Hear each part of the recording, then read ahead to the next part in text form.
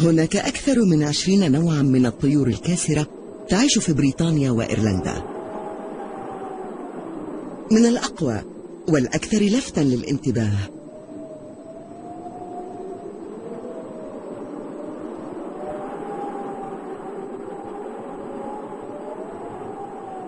إلى الأكثر خجلاً والنادر المشاهدة.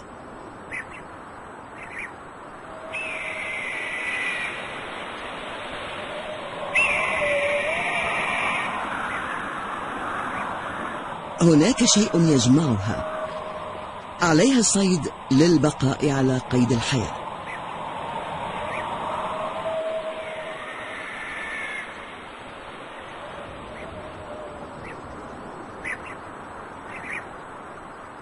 إنها تعتلي هرم السلسلة الغذائية، الأرض من تحتها توفر لها العيش. هناك تشويق واضح في رؤية طائر جارح في رحلة.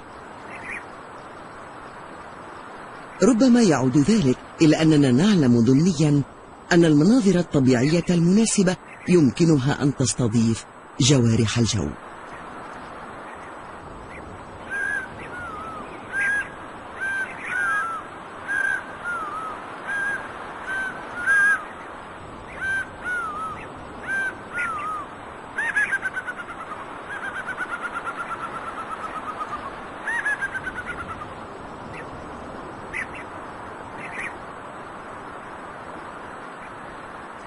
النسر الذهبي هو الأكثر زرقة بين الطيور الجارحة، بعيونه الحادة ومنقاره الذي يشبه السيف ذا الحدين. رجلاه ومخالبه بحجم يد الإنسان. تسمى الطيور المفترسة بالجارحة أو الكاسرة، وهذا يعني أنها تصطاد وتفترس، وهي تلتقط فرائسها بقوائمها. إذا ما انقض الطائر الكاسر بمخالبه على فريسته، فمن الصعب أن تهرب فريسته منه. يكون الصيد عادة في الغابات، ولكن الأكثر شيوعا أن يكون فوق المناطق الغربية للمرتفعات الاسكتلندية، فهو دائم الاستطلاع والتربص بضحية غافلة.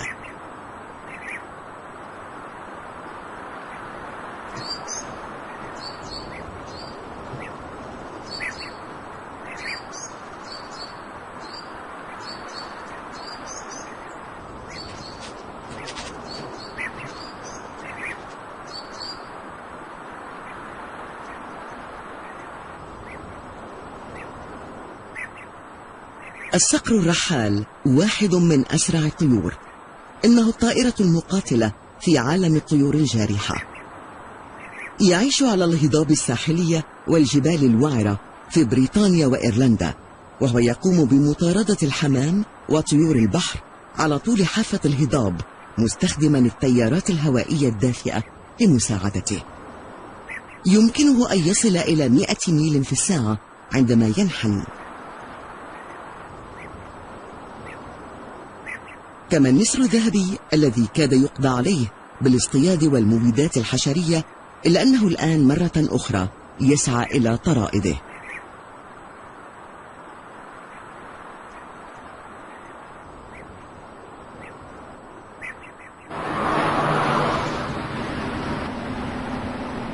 ولكن ربما كان العسوق أكثر الطيور المفترسة المألوفة في المروج الوفيرة والمهاجرة، والتي تستفيد من أميال حدود الطرقات.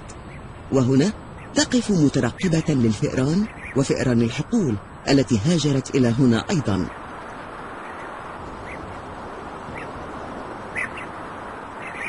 ومع أن أساليب الصيد جعلت منها مألوفة، إلا أن الحذر الشديد الذي تتشارك فيه مع الطيور الجارحة جعلت من حياتها الخاصة غامضة.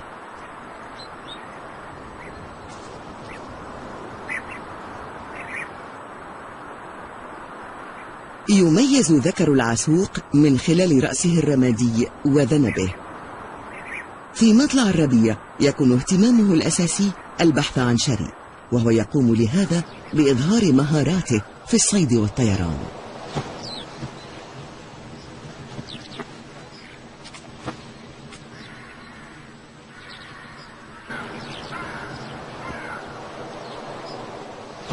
أما الأنثى فسوف تتوقف عن الصيد وتسمح لشريكها الذكر بتوفير الغذاء. وضع الريش أمر حيوي لجميع الطيور، ولكن ليس أكثر منه أهمية بالنسبة إلى الطيور الجارحة التي تحدد مهارات الطيران لديها ما إذا تغذت أو لم تتغذى، فإن وضع الريش يساعد في نجاح أو فشل عملية الصيد.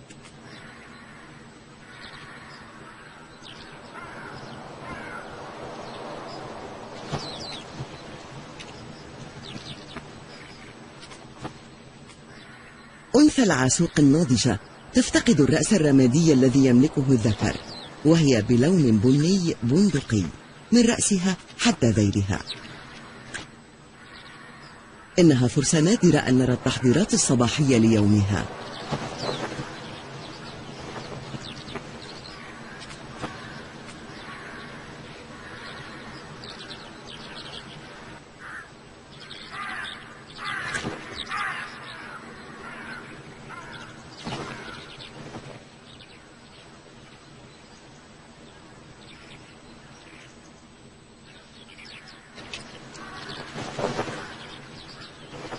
خلافا لكثير من الطيور، الطيور الجارحة لا تشكل سربا، فهي انعزالية، وكما هي شرسة مع الطيور المنافسة هي شرسة أيضا مع فرائسها.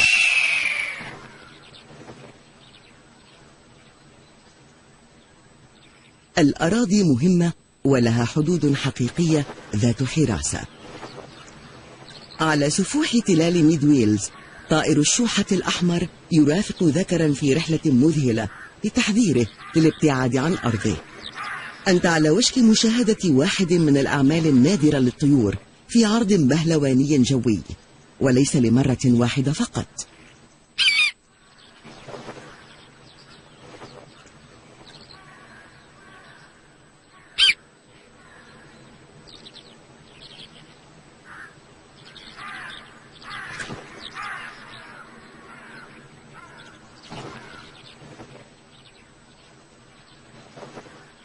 مئتا عام من النمو جعلت من الشجرة الجوفية عشا متكاملا لطائر العسوق.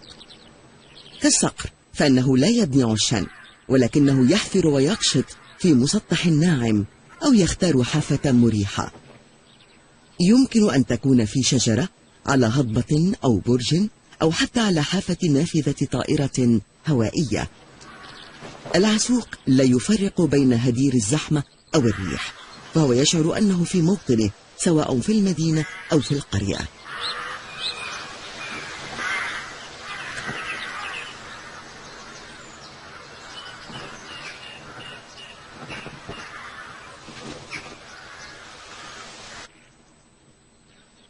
إنها بومة صغيرة جعلت من هذه الشجرة موقعا للعش. التجويفات مثل هذه كثيرة الطلب.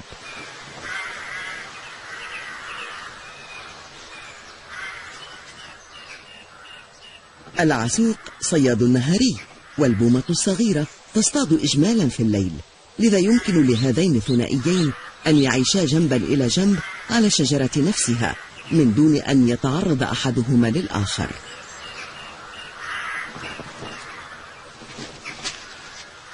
وضعت أنثى العسوق 5 بيضات، وسوف تحضنها نحو 28 يوما.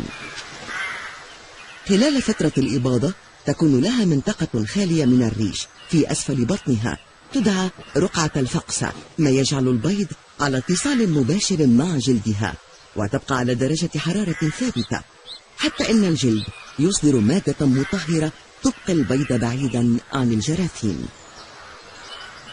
يصيد الذكر ويجلب الغذاء للأنثى، بينما تبقى هي مع بيضها.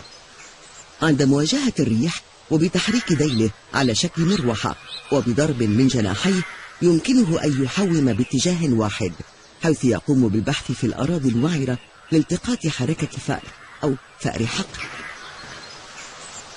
بلد العسوق يدعى العوسق، ومن السهل معرفة السر.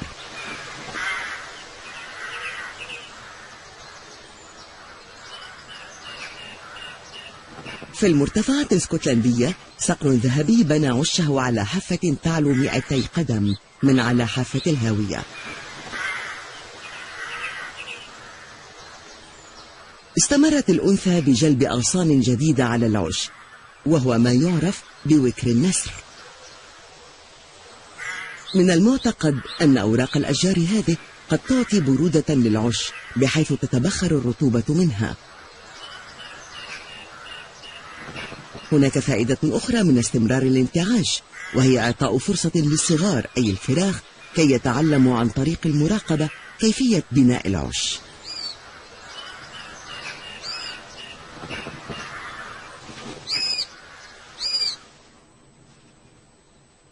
من المعروف أن بعض أماكن إعشاش الصقور الذهبية تم استخدامها أكثر من 400 سنة، فهي تقع في أكثر المناظر الطبيعية الخلابة. الطيور الكاسرة تهدد معظم الطيور، وغالبا ما تستنبط تصرفا يعرف بالغوغائية. عادة ما تعمل الطيور الأصغر حجما معا، فهي تقوم باستفزاز الطائر الجارح حتى الصقر على أمل إبعاده، أو على الأقل لإعلام الطيور الأخرى بوجوده وتحذيرها.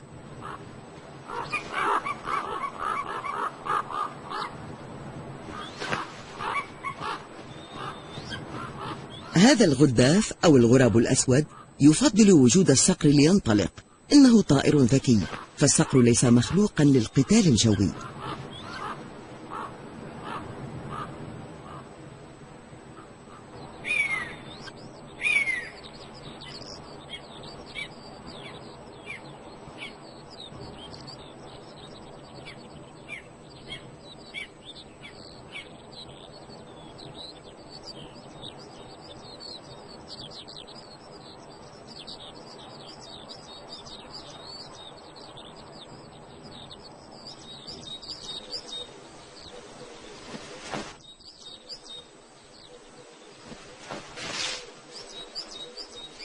الصقر الذهبي يشب على فرخ وحيد. قد تضع الصقور الذهبية من بيضتين إلى 3، ولكن في معظم الحالات عندما يظهر الفرخ الأول وبحركة غريزية يقوم بمحاولة قتل أشقائه. هذا التصرف الغريزي يشبه عادة بقصة قابيل وهابيل، بقصد إزالة منافسة المولود الأول وزيادة فرصه في البقاء حيا.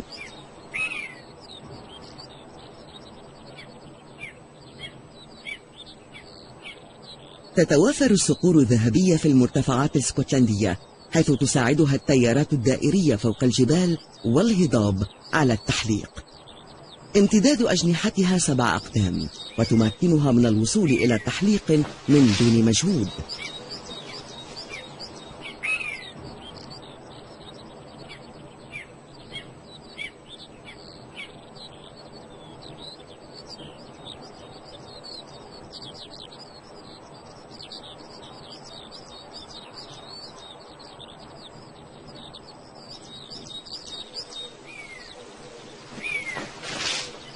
في ويلز صقران ثنائيان يحومان ويطيران فوق الغابات الصنوبرية.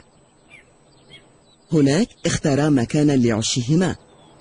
هنا يظهر جليا إتقان الطيور المفترسة للحركة في الهواء.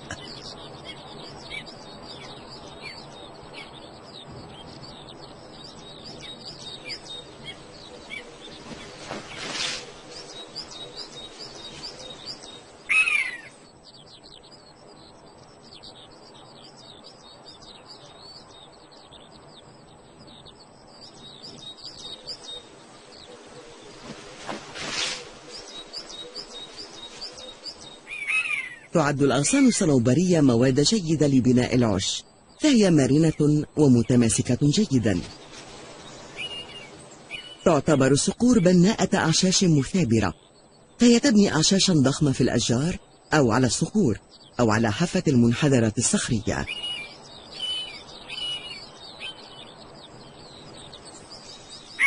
عانت الطيور المحلية الجارحة في الماضي من مضايقة الفلاحين وحراس الطرائد ومن خلال رش المبيدات الحشرية على السلسلة الغذائية. إلا أن الصقور أصيبت بالورم الهلالي في الخمسينات الميلادية، وقد نجحت ببراعة في تصميمها على خفض أعداد الأرانب. لكن الأرانب هي الطريدة الأساسية للصقور، وهي الآن في طور الازدياد.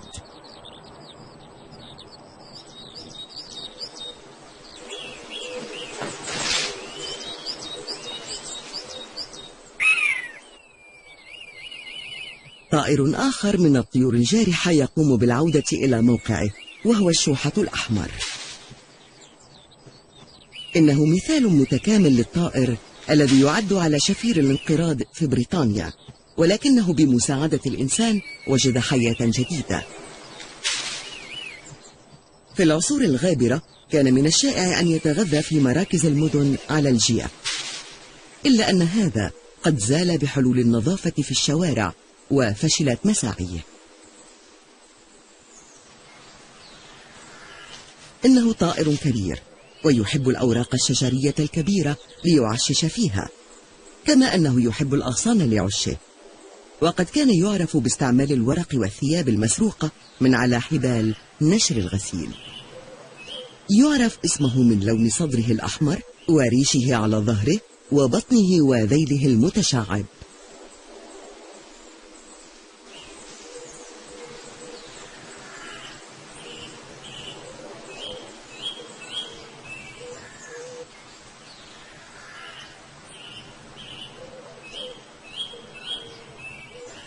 لقد وضعت البومة الصغيرة 3 بيضات. عندما يكون الصيد جيدا يكون عدد البيض 6 أو أكثر. جميع أنواع البوم يضع بيضا أبيض في تجويف شجرة في شبه الظلام، إذ لا ضرورة للتمويه.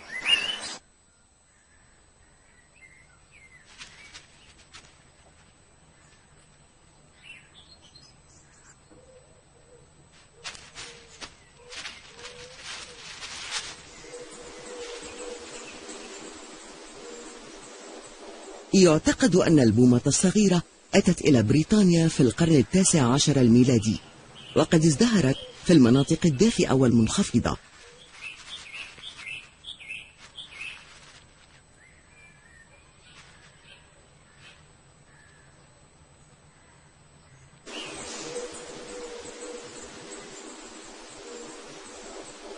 عينا البومة يمكن أن تكونا صفراوين على وجه الخصوص، أو برتقاليتين أو بنيتين داكنتين، وكلما كانت عيناها فاتحة اللون أمضت وقتا أطول في ضوء النهار. البومة الصغيرة ذات العينين الصفراوين تظهر في ضوء النهار أيضا، ويمكن اكتشافها في النهار واقفة على شجرة أو على سياج. وعلى الرغم من صغر حجمها، إلا أن البومة الصغيرة يمكن أن تلتقط فريسة كبيرة مثل صغار الأرانب.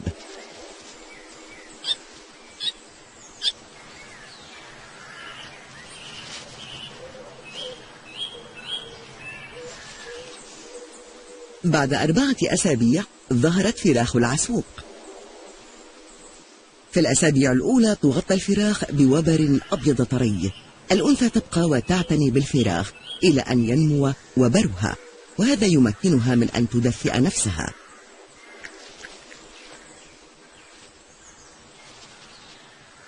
يقوم الذكر بالصيد كله، ومكان حفظ الفئران وفئران الحقول يقع في تجويف الشجرة.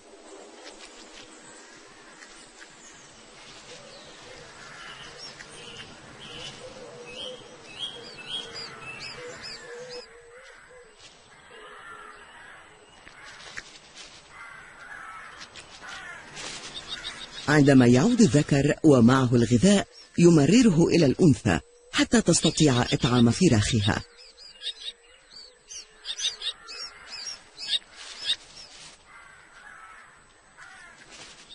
يصطاد الذكر بشكل مستمر، وقد عرف عنه بأنه يطير إلى علو 60 ميلا في اليوم خلال فترة الحضانة.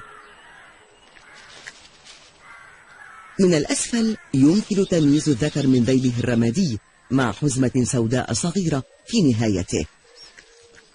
هكذا يمضي معظم وقته وبخاصة خلال النهار الثمين.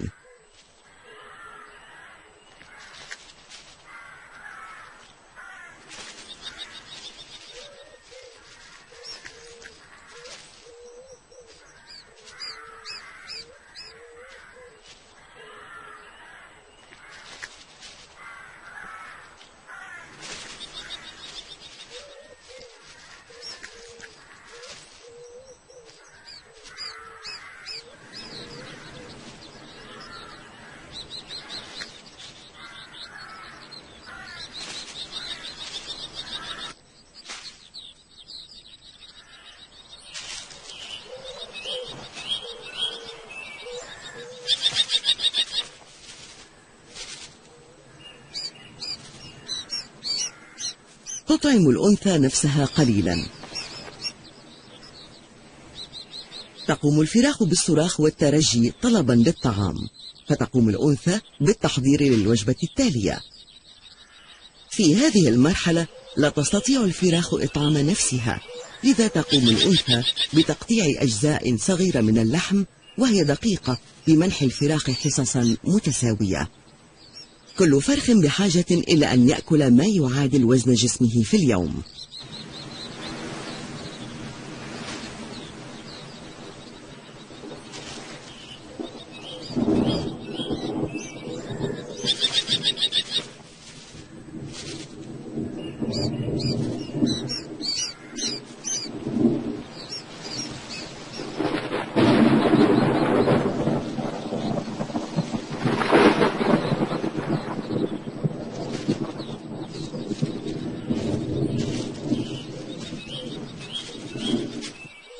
عند انخفاض الحرارة بشكل مفاجئ، تقوم الأنثى بجمع فراخها تحتها لتبقيها دافئة.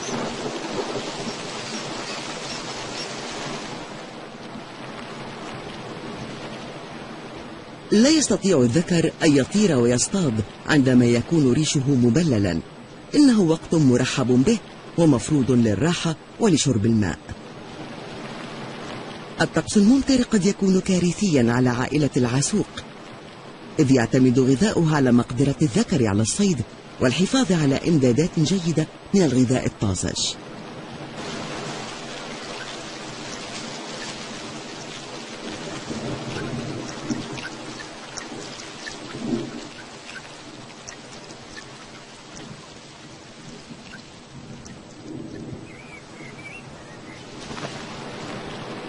حالما يصبح ريشه جافا تقريبا، يعود إلى الصيد مجددا. حتى الآن كان الثنائي ناجحا، لكن لا يزال هناك وقت طويل قبل أن تصبح الفراخ معتمدة على نفسها.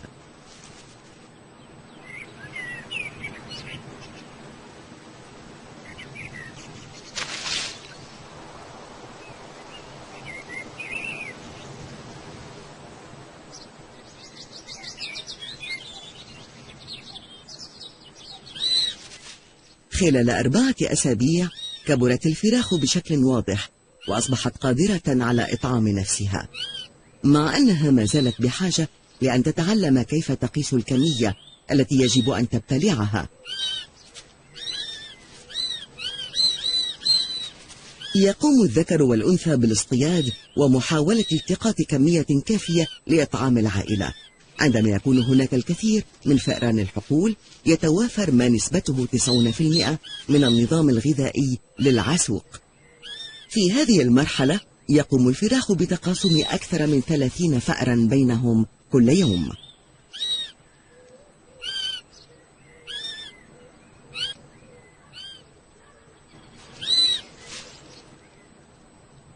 ريش الفراخ الناضج يبدأ بالظهور خلال ظهور وبرها الثانوي. هذا هو الوقت الوحيد الذي ينمو فيه كل ريش العسوق. في مرحلة النضوج تقوم بتبديل بعض من الريش في وقت واحد، 2 من كل جهة، وبهذا تكون متوازنة في الطيران.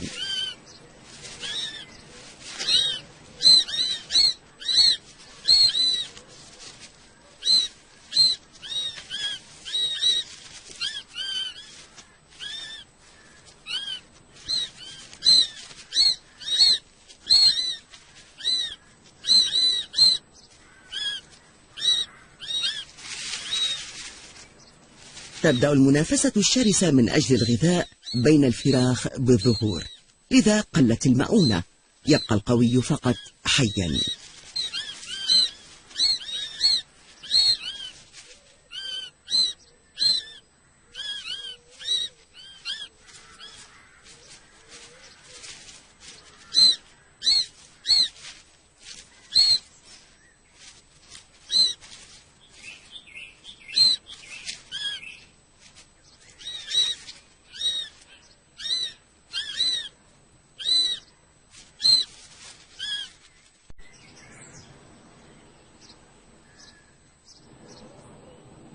آمنة في جوف شجرتها، تنمو البومة الصغيرة أيضا.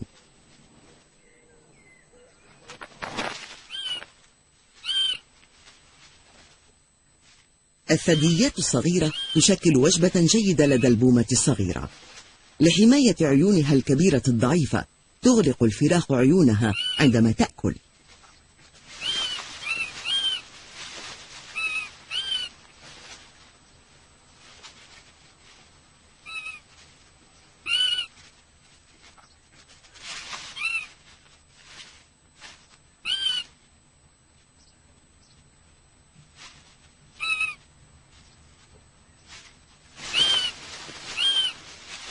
إنها جولة صيد ثابتة، فذكور وإناث البومة والعسوق متشابهة، وقتل الفئران وفئران الحقول تكاد تكون بأعداد هائلة.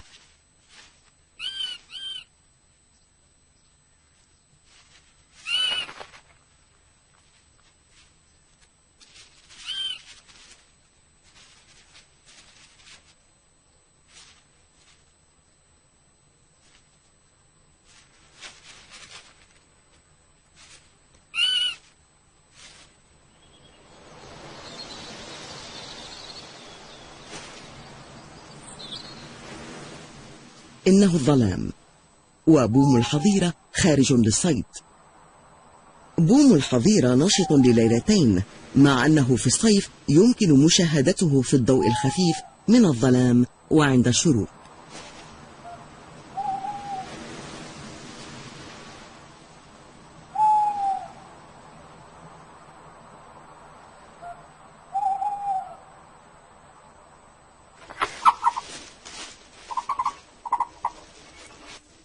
لدى بوم الحظيرة عائلة يطعمها. لم تنصف بتبديل أرضها، حيث قام المزارعون مرات عدة برعي الماشية وزراعة الأرض، ولكن هذه العائلة كانت محظوظة بإيجاد أرض ومكان مناسب للعش. الأرض العشبية مليئة بفئران الحقول، لذا فإن الصيد كان سهلا والفراخ تنمو بشكل جيد، حتى أن فرخ البوم الصغير مغطى في المنحدر.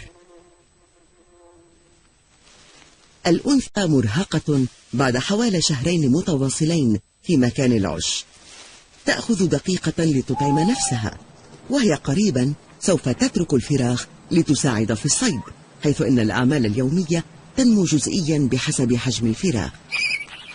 تشكل الفراخ شكلا مألوفا، الوجه قرص أبيض على شكل قلب، يرتبط ذلك بشكل بومة الحظيرة. إنه القرص الأبيض الذي منحها الله إياه ليجعل من سمع بومة الحظيرة دقيقا.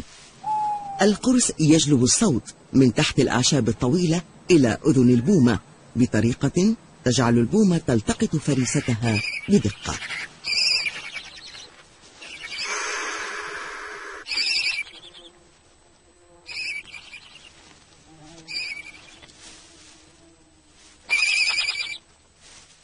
سمع البومة دقيق جدا، بحيث تكتشف الصوت الخفي في الظلام الدامس. بدأ يظهر ريش كبار الفراخ فوق الوبر الطري الثانوي.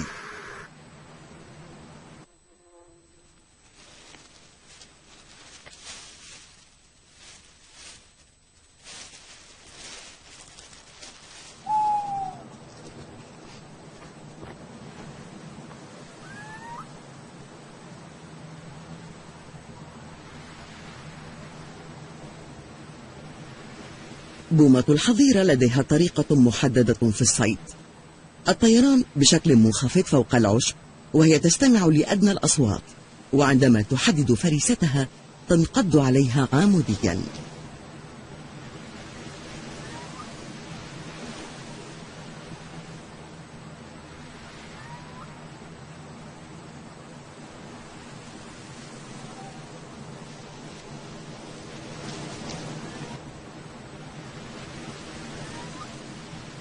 ريش جناح البومة الناعم يمكنها من الطيران بشكل صامت فوق المرش.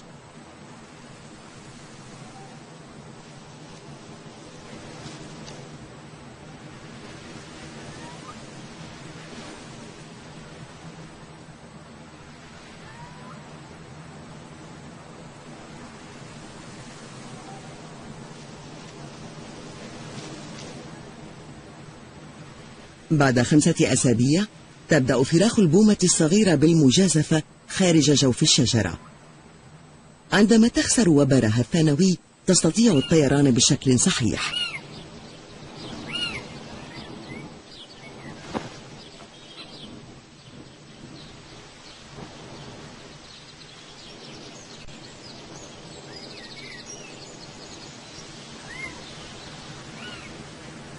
فراخ العسوق بدأت أيضا باكتشاف محيطها، وريشها الحديث العهد يبدو كأنه نما تماما.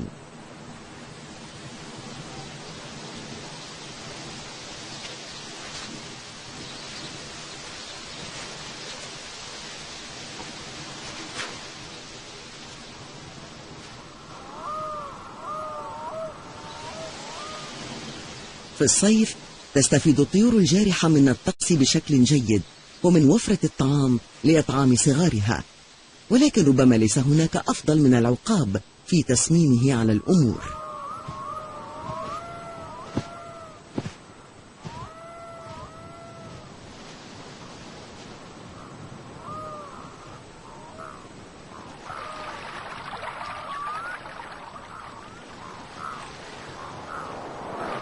إلا أن تقنيته لا تحصد نتائج جيدة دائما.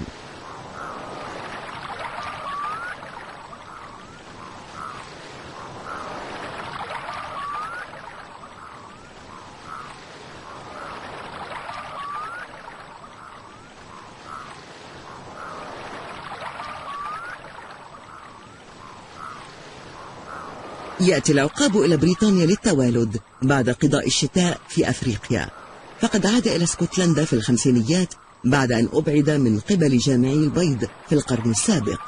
إنه يأكل الأسماك الحية فقط.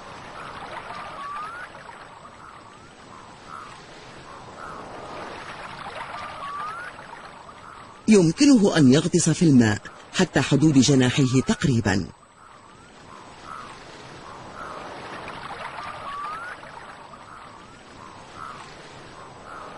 يحاول العقاب الإمساك برأس السمكة في البدء من أجل أن يحافظ على شكل منبسط للطيران، ولكن هذه السمكة ضخمة جدا وقوية للمناورة.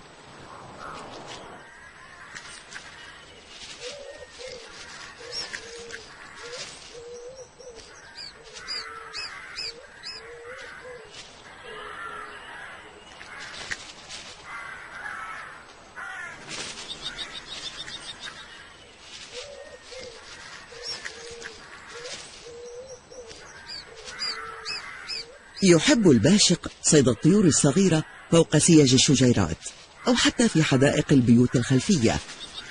يمكن أن تستلقي في كمين قبل أن تطير بسرعة كبيرة لتنهش فريستها.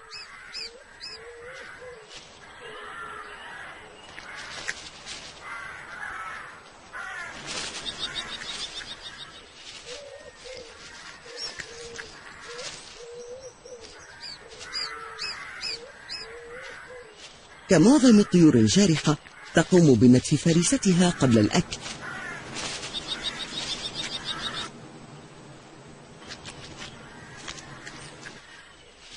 عيناها الصفروان مماثلتان للصقر الحقيقي.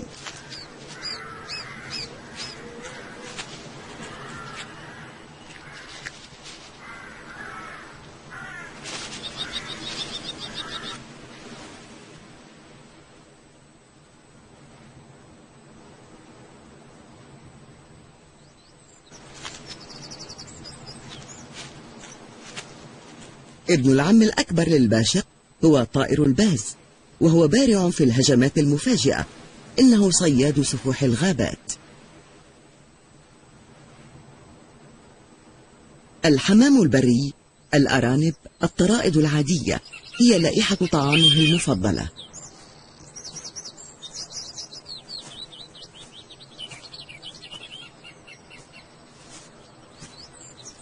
إنه طائر خفيف وهو العداء في عالم الطيور. قلما تستطيع ضحيته الابتعاد عنه.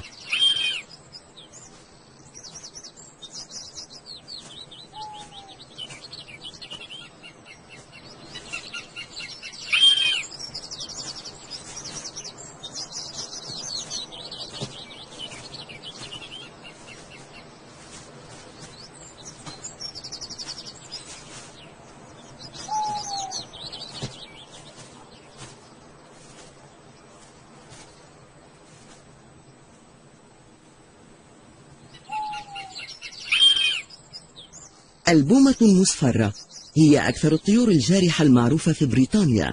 على الرغم من ذلك وبداعي عاداتها الليلية فإن من النادر رؤية واحدة.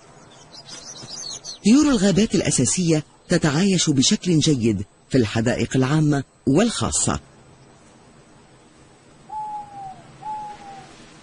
تصطاد البومة المصفرة صغائر الثدييات كما أنها تأكل الحشرات. أحد الضيوف المختصين في الصيف هو الصقر العسلي، فهو يقضي الشتاء في أفريقيا الاستوائية لكنه يهاجر شمالا للتوالد في الصيف.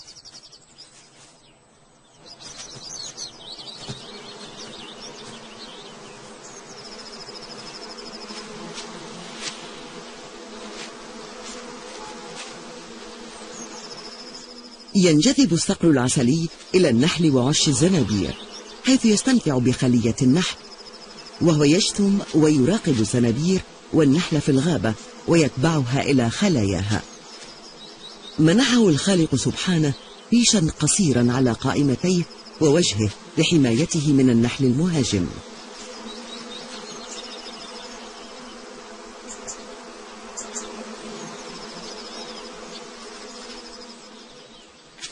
هذه من المرات النادرة التي تلتقط فيها صورة طائر جارح متخصص وهو يأكل.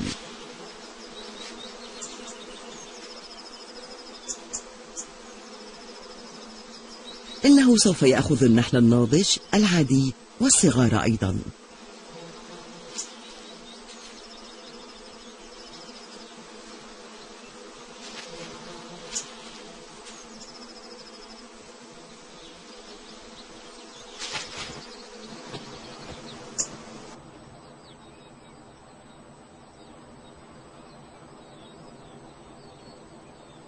الأقوى من بين كل صيادي الطيور يجب أن يكون النسر الذهبي.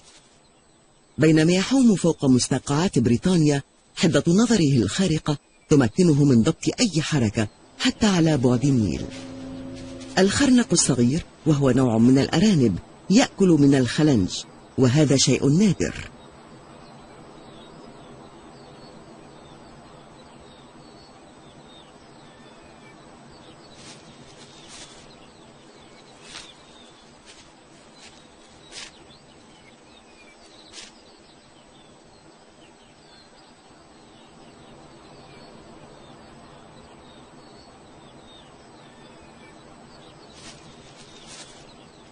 عندما يقوم النسر بتحديد ضحيته يبسط جناحيه ويقطع الهواء مثل السهم نحو هدفه.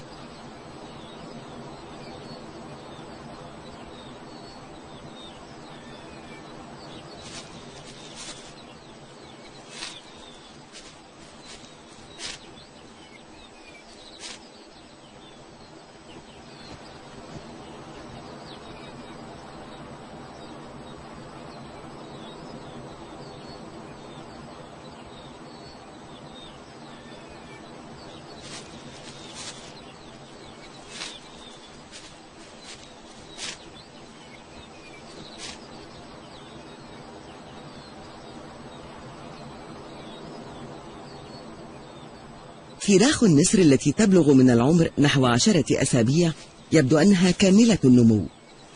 نظامه الغذائي هو جيف الغزلان والأرانب ولحم الضأن وأرانب الجبل وحتى الثعالب.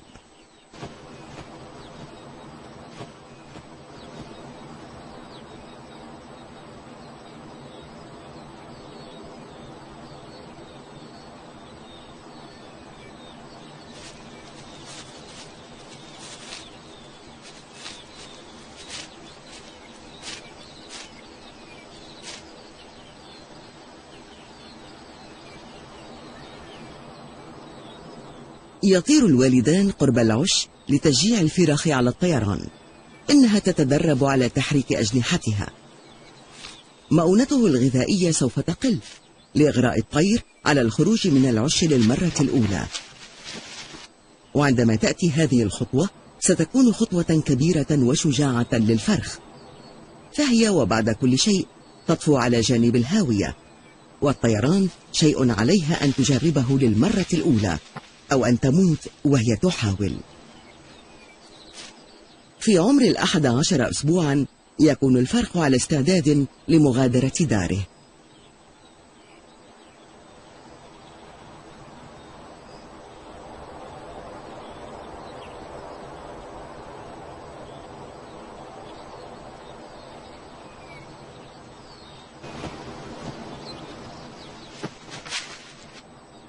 الوالدان المتوتران يعودان ليجدا العش فارغا.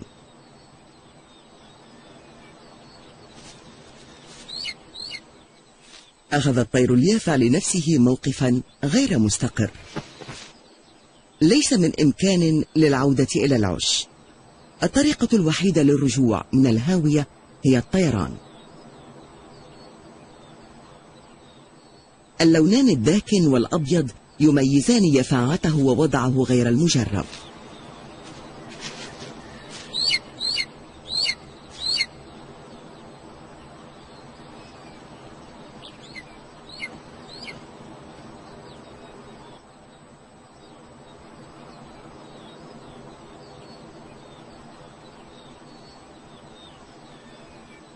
ينادي الطائر اليافع والديه باضطراب، إلا أنهما غير قادرين على فعل شيء الآن، فإما أن يطير وإما أن يموت. على الطائر اليافع أن يتخذ قراره.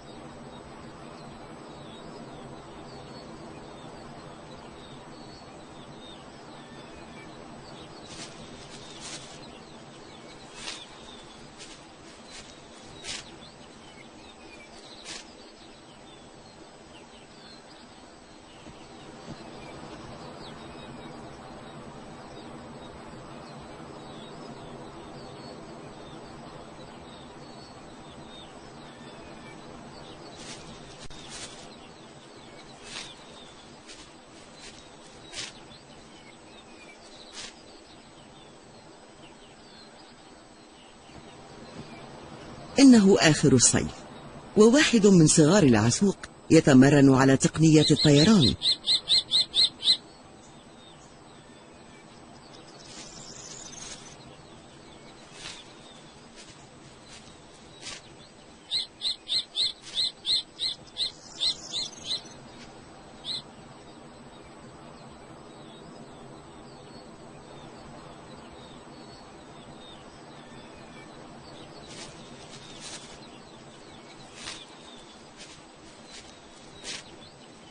إتقان فن الطيران يتطلب بعضا من الوقت.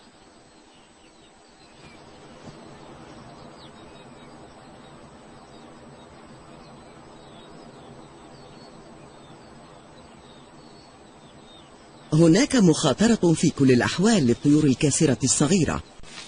حوض الماء هو المكان المعروف لأخذ شربة ماء أو للاستحمام.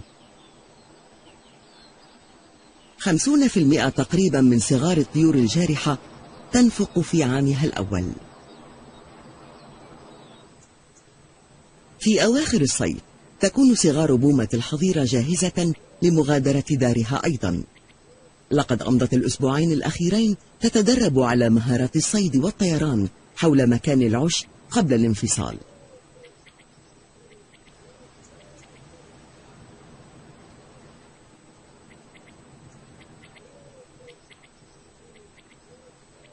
لكن عادتها في الطيران بشكل منخفض فوق الغابات تودي ببومة الحظيرة في أغلب الأحيان إلى طريق الخطر.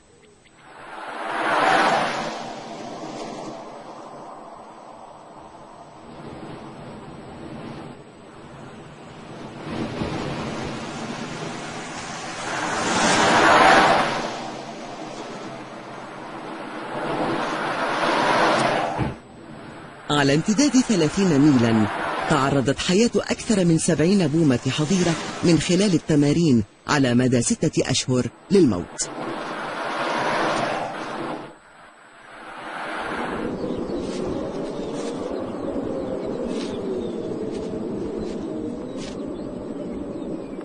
ولكن هجوم الشتاء امتحان كبير لجميع الطيور الكاسرة.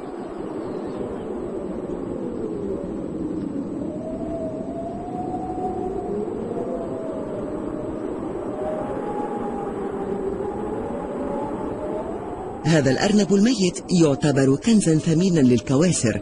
مثل هذه الشوحة الحمراء والصقر. من على الأرض يرى الصقر المتوحش أكثر من الشوحة.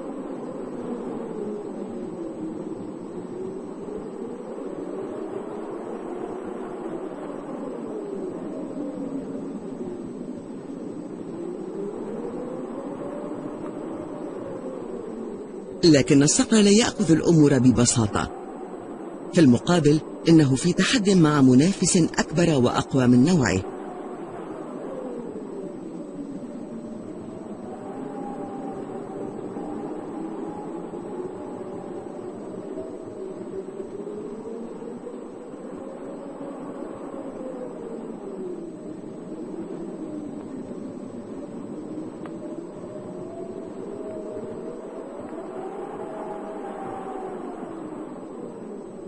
خلال المنافسة على الطعام على هذا العلو في الشتاء القارس، العديد من الطيور المسنة وغير المجربة قد تهلك.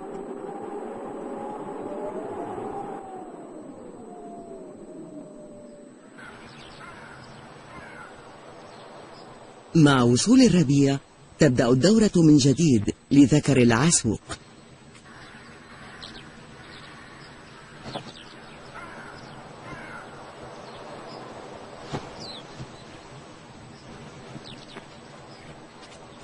الطيور الكاسرة في أعلى السلسلة الغذائية هي قياس مرئي لرفات تحت الأرض.